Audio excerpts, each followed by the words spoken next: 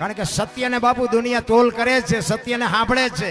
હોનાની ગરાગી તો છે પણ હોનું વેચવા વાળા નથી જડતા. બાકી એવો તો મને ખુમારી હોય કે ઘડિયાળમાં ન જોવું પડે, આપણે બેઠા હોય ત્યાં.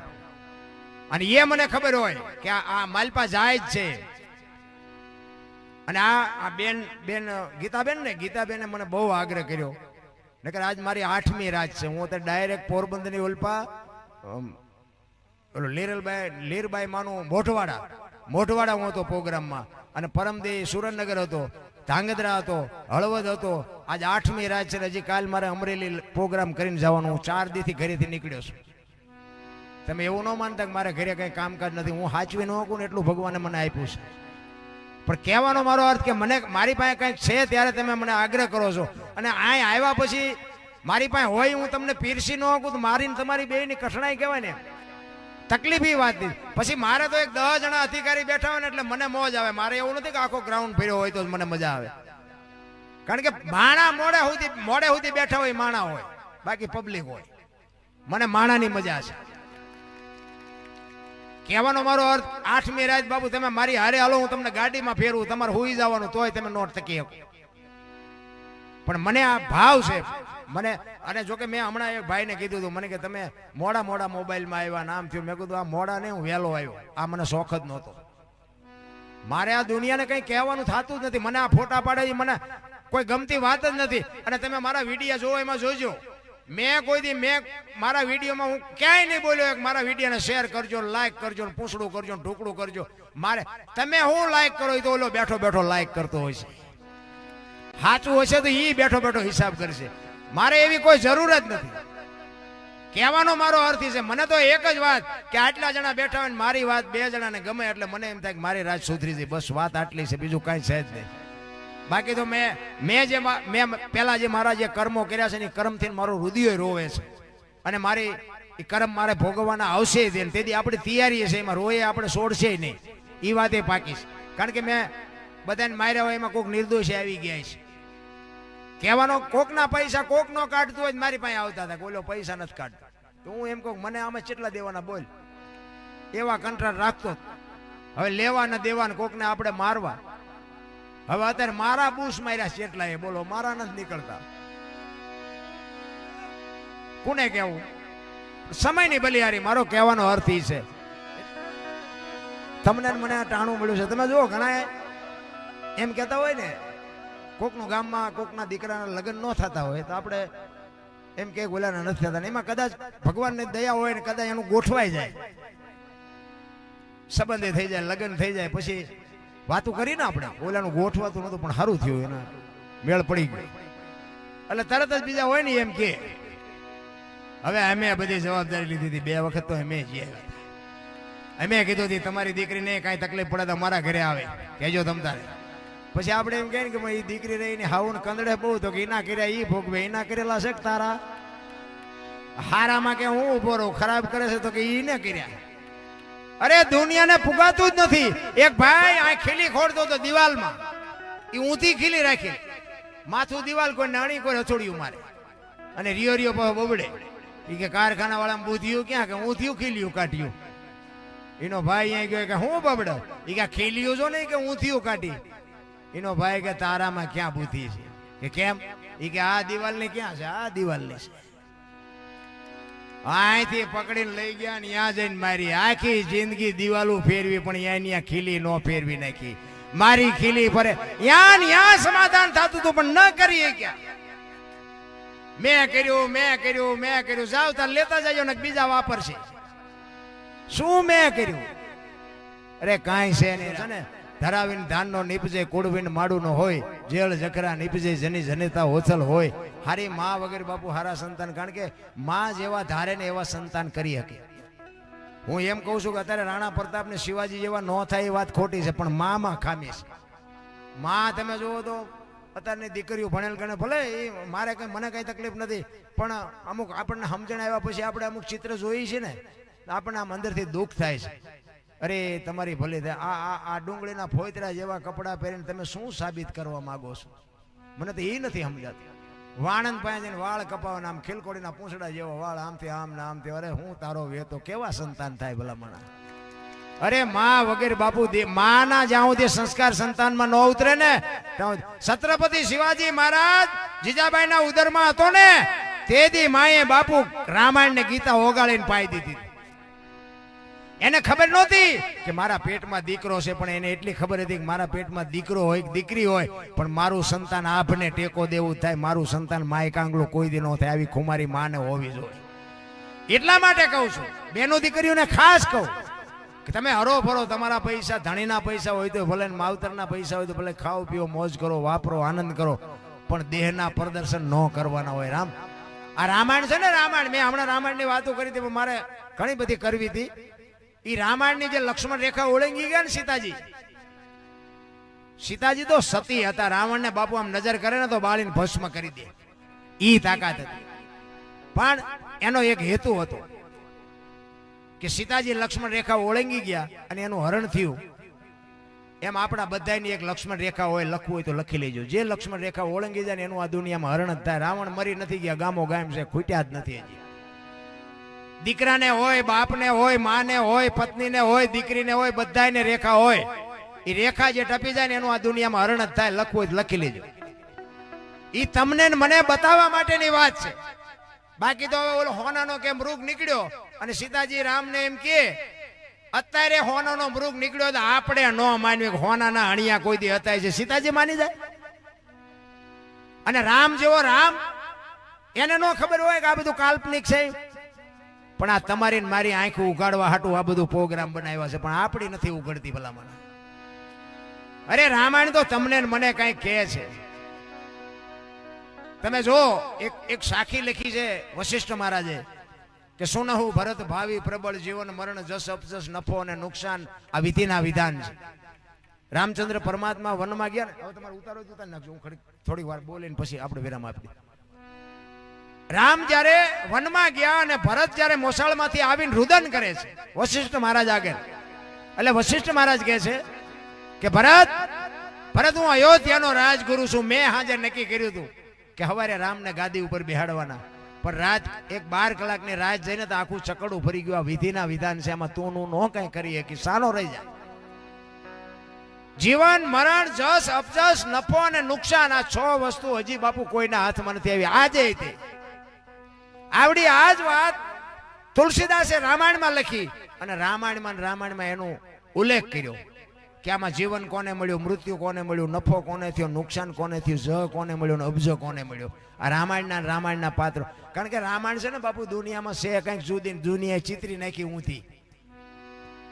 સીતાજીને રાવણ પત્ની બનાવવા લઈ ગયો એ વાત જ તદ્દન ખોટી છે. પછી આપણે તો હલકું બોલવામાં આપણને મજા આવે છે. સીતાજીને પત્ની બનાવવાની વાત જ નહોતી, એ બધી વાત જ ખોટી છે. પણ આ તો જગત છે, ગમે એ બોલી નાખે. તુલસીદાસે લખ્યું કે આમાં નફો કોને થયો, નુકસાન કોને થયું. નુકસાન થયું રામચંદ્ર પરમાત્માની માં કૌશલ્યાને, જુવાન દીકરો ને વહુ બે જો વનમાં જતા હોય તો માં માથે તેથી કેવી વીતી છે. નુકસાન થયું કૌશલ્યાને, નફો થયો સબરીને. રામનું ભજન કરતી હતી ને, રામને અહીંયા ધક્કો થયો બાપુ, નાતે નેડો નહોતો. કોને નફો ને કોને નુકસાન. જીવન કોને મળ્યું અને મૃત્યુ કોને મળ્યું. મૃત્યુ મળ્યું રાજા દશરથને. રામ જેવો દીકરો હોવા છતાં મૃત્યુ રોકી ન શક્યો. મહારાજ દશરથનું મૃત્યુ થયું અને જીવન મળ્યું અહલ્યાને. રામાયણનું પાત્ર પગ અડ્યો ને બાપુ એને શ્રાપમાંથી મુક્ત થઈ ગઈ. તો આમાં જ કોને મળ્યો ને અબજ કોને મળ્યો. અબજ મળ્યો કઈ કઈને જ ખાંટી ગયા વાંદરા. તેથી રામને કોઈ કામમાં નથી આવ્યું બાપુ. હનુમાનજી મહારાજ આજે દુનિયામાં અજર અમર બનાવી દીધો. રામાયણ છે ને, રામાયણમાં ઊંડા ઉતરવાની જરૂર છે. રામાયણ છે કંઈક આખી અલગ. એક સબરી ગુરુ મહારાજના એક શબ્દ ઉપર બેહી ગઈ. તમે વિચાર કરજો, જેને કોઈ વેદનો શાસ્ત્રનો કોઈ અનુભવ નથી, એક જાનવર જેવું જીવન, ભીલની દીકરી, અભણ, અજ્ઞાન, અને એના ગુરુ માતંગ ઋષિ એને કીધું કે બેટા અહીં બેહી જા, વહેલો મોડો રામ આવશે. એક શબ્દ પકડીને બેહી ગઈ અને બાપુ રામ જેદી અહીંયા આવ્યા ને તેથી ચાંદીના પતરા જેવા વાળ થઈ ગયા હતા. 70 વર્ષની ઉંમર થઈ ગઈ. કેવડી ધારણા છે ગુરુ મહારાજના શબ્દ ઉપર, એને કેવડો ભરોસો. રોજ હવારમાં આંગણું વાળી ચોળીને સાફ કરે અને રાહ જોવે કે હમણાં આવશે. હાંજ પડે કે આજનો આવ્યા કઈ નહીં કાલે આવશે. બીજે દી એનો ઈ પ્રોગ્રામ, હાંજ પડે કે આજનો આવ્યા કઈ નહીં કાલે આવશે. અને રામ ને લક્ષ્મણ જે દી સીતાજીની શોધમાં નીકળ્યા તેથી બાપુ પ્રકૃતિ ભજન કરતી હતી. લક્ષ્મણ રામને કહે છે મોટા ભાઈ આ કયો મલક આવ્યો, અહીં તો ઝાડવાના પાંદડામાં તમારું રામનું નામ બોલાય છે. ત્યારે રામ લક્ષ્મણને કહે છે કે લક્ષ્મણ, અત્યાર સુધી આપણને બધા સંતો મળવા આવતા હતા ને? તો કે હા. તો કે આજ આપણે એક સંતને મળવા જવાનું છે. હામી ઝૂંપડી રહી ને એમાં એક ભીલડીની બાઈ મારા નામના જાપ કરે છે. જ્યાં જોતો કે એમાં શું કરે છે. અને ભીલડી બાપુ આમ નેજવા કરી કરીને સબરી જોતી હતી. હો, આંખે મને દેખાતું નથી, કાને મને સંભળાતું નથી. રામ કેદી આવશે? રામ નહીં આવે, એ નહીં આવે એમ કે ને તો અંદરથી અવાજ આવે, મારો ગુરુ બોલ્યો એ કોઈ દી ખોટું પડે નહીં. આવે પણ હું પૂછવાનું ભૂલી ગઈ કે રામે કેવા કપડા પહેર્યા છે, રામ શું વાહન લઈને આવશે, રામ કયા રસ્તેથી આવશે, તો હું ભૂલી ગઈ. આવા જ્યાં વિચાર કરે ત્યાં લક્ષ્મણ અહીંયા આવ્યો ને ભાઈ, શેષ નાગનો અવતાર ને પરશુરામને પરસો વાળી દે, પણ સબરીની ભક્તિ જોઈને લક્ષ્મણ ધ્રુજી ગયો ભાઈ. હા હા હા, એ કે મારા ભાઈના નામ ઉપર એને આખી જિંદગી ઓળ ઘોળ કરી નાખી. અને હળવી હળવી ગાતી હતી. શું ગાતી હતી? વગાડવું નથી. જો આ છે ને સબરીએ ગાયું હોય કે ન ગાયું હોય મને ખબર નથી, પણ કઈક આવી વેદના હતી સબરીની. સબરી ગાતી હતી. શું કહેતી હતી? ઠાકર મને તું મેલ માઠેલી, તું છો એકલ નો બેલી, કાલા ઘેલા અમે એ તારા કેવાય જપીએ તારા જા.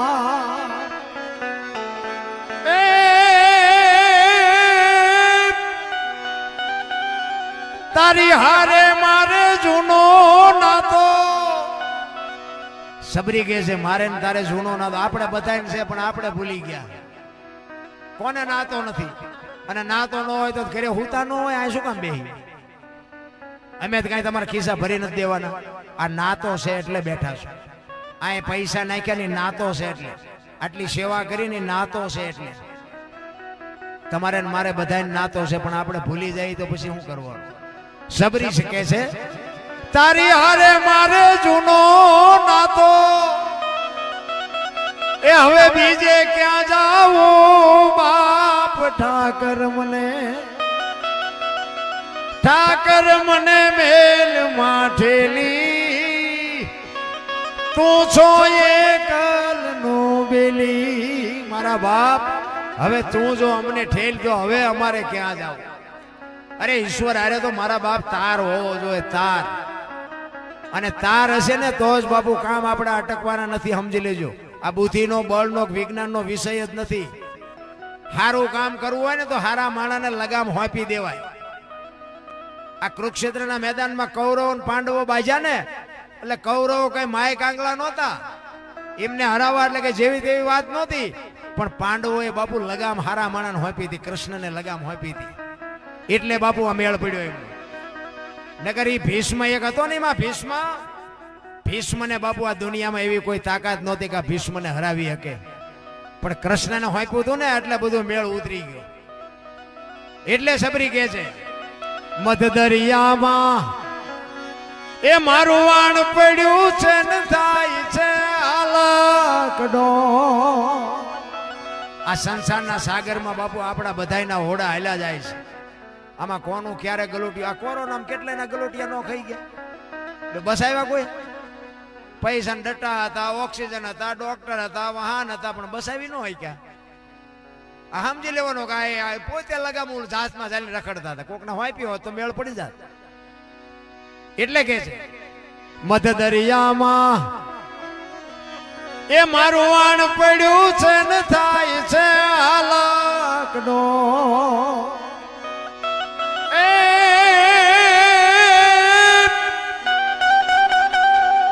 અમારા વાણનો ખારવો બની તું એ ઉતારજે ભવ પાર. ઠાકર મને મેલ માઠેલી, તું છો એકલ નો બેલી. આવડું મોટું આપણે આયોજન કર્યું ને ભાઈ, ભલે બધાયની હતી સેવા, બધાયની છે, પૈસાની સેવા છે, હાથની સેવા છે, હમણાં બેન બધું બોલતા હતા ટ્રેક્ટરની ગાડીઓની, પણ એ તમે બધા નિમિત્ત છો. બાકી ભોળિયો નાથ માલપા ભીડ્યો હોય ને તો જ, નકર તો 15 વર્ષ પીડ્યું ન રહે. આ ભોળિયા નાથે બાપુ સહી કરીને એટલે જ બધાને નકર કઈ પૈસા ન હોય એવું ન હોય, માણા ન હોય એવું ન હોય, પણ ભોળિયો નાથ જ્યાં સુધી ન ભેળ્યો ને ત્યાં સુધી બાપુ ન પૈત્યું. બાકી બધાને ભોળિયો નાથ વહી ગયો, ભોળિયાએ જ કીધું હોય હાલ તું ટ્રેક્ટર લઈ, હાલ તું પૈસા દેવા, હાલ તું રાંધવા, હાલ તું માંડવા નાખવા, એને જ કીધું હોય. ઈ જયારે ભળે ને ત્યારે જ બાપુ તમારો મારો વિજય થાય. બાકી બરોબર છે, આપણે નિમિત્ત બનવાનું છે. બાકી મારો નાથ જે કરે છે ને એ જ સત્ય છે. એટલે બધાએ શાંતિથી સાંભળ્યો બદલ બધાનો આભાર. કાંઈ ભૂલચૂક થઈ હોય તો માફ કરજો. જય માતાજી, જય સિયારામ. મને ખબર છે તમારે સાંભળવું છે, પણ પછી આમાં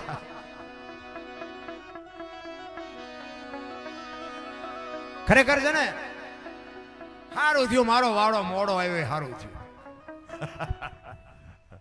કારણ કે એ તો મેં હમણાં કીધું ને કે હવે બેઠા છે ને આમાંથી નહીં જાય, એ બરાબર છે. કારણ કે જે પ્યાસી હોય ને એ તો બેહેલ. પણ હું કહેવા એ માંગુ છું કે બધાની લગામ મારા નાથના હાથમાં છે.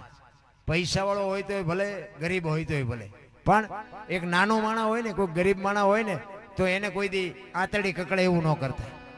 તમે એને આપો તો ઠીક છે, ન આપો તો કાંઈ નહીં, પણ બાપુ એની આંતરડી જો કકડી જાય ને તો આ દુનિયામાં બાપુ કોઈ બચાવી નહીં શકે.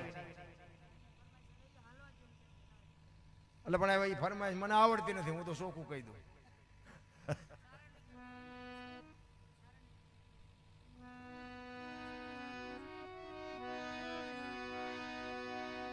મને છે ને વેરાગ બેરાગ કઈ લાગ્યો જ નથી. આ તો હલવાણો છું, ભજન શીખ્યો હું.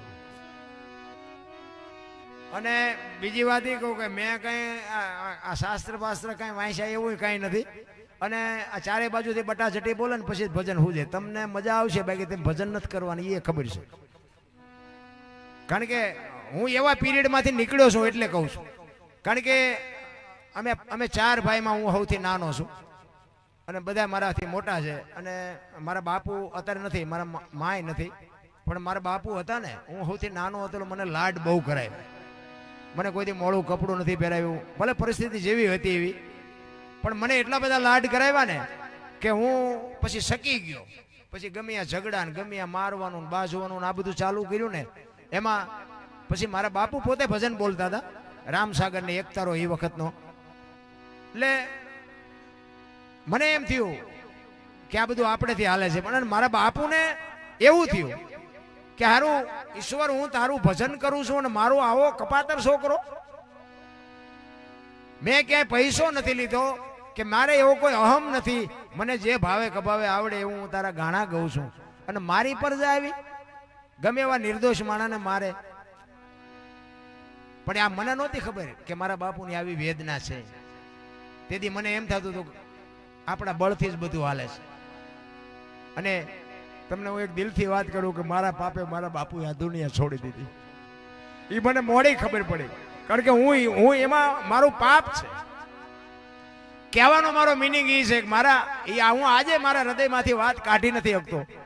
અને મને એમ થાય છે કે ભગવાને ભલે એની જ કંઈક કૃપા છે, એનો જ આશીર્વાદ હશે કે હું 3.5 કિલોમીટર આવ્યો. મારા કોઈ જાણતા નથી અને તમે બધા મને સાંભળો છો. એ કૃપા કંઈક એની અને કંઈક ભોળિયા નાથની. પણ કહેવાનો મારો મિનિંગ એ છે કે કોઈની આંતરડી બાપુ જેથી દુખાઈ જાય ને તેથી આ દુનિયામાં કોઈ આંગળી નહીં પકડે. લખવું હોય તો લખી લેજો. મેં અમુકને એવા દુખી કર્યા છે. કારણ કે પછી મારા બાપુ પાસે ફરિયાદ કરવા ન આવે કોઈ, પણ વાયા કોક એમ કે તમારા દીકરા ઓલા ફલાણા ભાઈનો છોકરો નથી, એને વગર ગુને મારીને તોડી નાખ્યો. એટલે મારા બાપુ હૃદયમાં એવો ઘા વાગે કે હારું આ મેં મારા છોકરાના હાથની હથેળીમાં રાખ્યો અને આ મારી પરજા આવી. આ દુનિયામાં મારી આટલી આબરૂ છે, 5-25 ગામમાં મારું નામ, અને મારી પરજા આવી. એ હજી મારા હૃદયમાં મને ખટકે છે. પણ હું શું કરી શકું? કહેવાનો મારો મિનિંગ, દુનિયામાં તમે ગમે એટલા ઉજળા હોય, પ્લેન ઉડાડતા હોય, કરોડો રૂપિયાની સંપત્તિ હોય, પણ આ એક સમજી લેજો કે આશીર્વાદ માના અને બાપના હોય તો જ. બાકી બુદ્ધિ બળથી કાંઈ પતે એવું જ નથી નારાયણ. એટલા માટે કહું છું, કારણ કે મા બાપ સિવાય બાપુ આ ઉધાર જ નથી. આ મને મેં કીધું ને આ ઈ પીરિયડ માંથી. અને પછી મારા બાપુ વ્યાઈ ગયા અને પછી ભાઈઓ તો બધા ભાઈઓ જ હોય. એ કે બાપ જેવો લાડ તો ન જ કરે. ભાઈ વારે બટાચટી બોલવા માંડી. મેં કીધું ભાઈ આપણે નહીં મેળ પડે, કારણ કે આપણે તો કરંટ હતો જ. અને એ બધું જુદું કર્યું. એ જુદું કર્યા પછી આ મારી વ્યથા કહું છું ટૂંકમાં. મારે 3 દીકરા અને 2 માણા અમે, અને બાપુ જુદા થઈ ગયા. મારા છોકરા નાના નાના, અને ભગવાને મારા બૈરાને એવી બીમારી મૂકી ને ભાઈ, અમદાવાદ સિવાય કોઈ ડોક્ટર હાથમાં ન ચાલે. શું વાત કરું, અમને 4 બાપ દીકરાના દુનિયામાં બાપુ કોઈ રોટલો નહોતો કરી દેતો. હું ઈ પીરિયડ માંથી નીકળ્યો છું. પણ મને એમ થયું કે મારું બૈરું દવાખાને છે, મને કોઈ રોટલો કરી દે એવું નથી. અત્યાર સુધી મેં કોઈને સલામ નથી મારી. મારે કોકને કેવું કે મને રોટલો કરી દે. હવે મરી જવું તો ભલે, બાકી હું કોઈને એમ ન કહું મને રોટલો. મારું કુટુંબ હતું, મારા ભાઈઓ હતા, ભાઈઓની વહુ હતી, ભાઈઓની બહેનો દીકરીઓ હતી, પણ કોઈને મેં કીધું નહીં, કોઈએ મને કરીએ ન દીધું. મારા છોકરા કાચા પાકા રોટલા કરીને હું પાછો વયો છું ખટારામાં. મારું બૈરું દવાખાને. મારા છોકરા કેવી રીતે મોટા થયા છે તો આ ભોળિયા નાથે મોટા કર્યા છે. હું ઈ પીરિયડ માંથી નીકળ્યો છું. એટલા માટે કહું છું કે કોકની આંતરડી કકડી હોય તો જ મારી દશા આવે. આજ બાપુ ભગવાનના 4 હાથ મારી માથે છે. મારા બૈરાને સારું થઈ ગયું, દીકરાના લગ્ન થઈ ગયા, મકાન થઈ ગયા, વાડીઓ થઈ ગઈ, ગાયો ભેંસું ઘોડા ટ્રેક્ટર વાહન કાંઈ ઘટતું નથી. દીકરાના ઘરે દીકરા આ બેઠો ને, અમારા દીકરાનો દીકરો છે, કોલેજમાં ભણે છે. પણ બાપુ આવા પહેલ પાડવા જોઈએ. ભજનમાં ભેગા રાખો ને તો ભજન ન ગાય તો કઈ નહીં, પણ ખોટું તો ન જ કરે એટલી ગેરંટી. કહેવાનો મારો અર્થ એ છે કે બાપુ જીવન તમારે કેવું જીવવું એ તમારા હાથની વાત છે.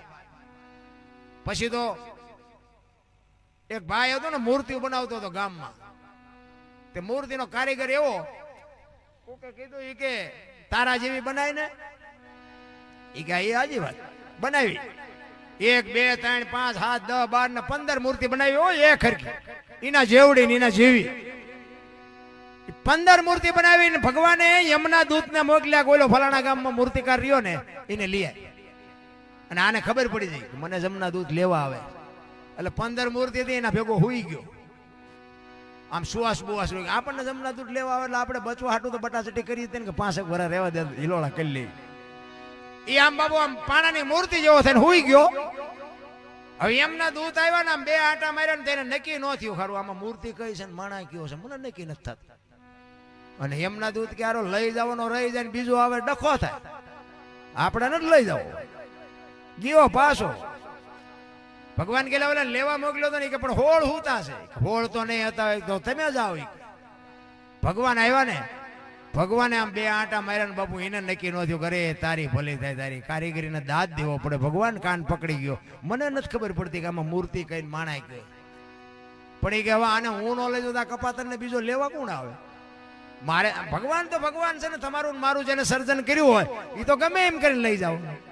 પણ ભગવાનને નક્કી ન થયું ને એટલે આમ એક બાજુ ઉભો ઉભો વખાણ માંડ્યો કરો. એ કે આ કેવો કારીગર છે, આની મૂર્તિ કેવી બનાવી છે, આની હથોડી કેવી છે, આની સીણી કેવી છે. તો ઓલો તરત હેલ્યો કે મેં બનાવી. કે તને જ લેવા આવ્યો છે કે હાલ બેટા મારા. એટલે બુદ્ધિશાળી ગમે એવા હોય ને, વકીલ હોય, ડોક્ટર હોય, એન્જિનિયર હોય, લઈ જવાનો એ આપણા કરતા મોટો કલાકાર છે. એને તમે હું પહોંચી નથી શકવાના. અને એને મેળવવાની બહુ આશા ન રાખે. પણ એને એમ કહેવાય કે તું મારા ઘર કોઈ ધ્યાન રાખજે, મારી આબરૂ તું સાચવજે, તું અમને 2 ટાઈમ રોટલો દેજે, બસ બીજું કાંઈ કરવાની જરૂર નથી. એની યારે તમારો તાર હોય. નરસિંહ મહેતાના 52 કામ કર્યા બોલો એમ કે છે. અને જેને જેને બાપુ અંતરથી જેને બોલાવ્યો ને એના કોઈના કામ ન થયા એવું બન્યું નથી. તમને એક જ વાત કરું, સવારામ બાપા અને જબુમાને બેને બજાણાની જેલમાં પૂર્યા હતા.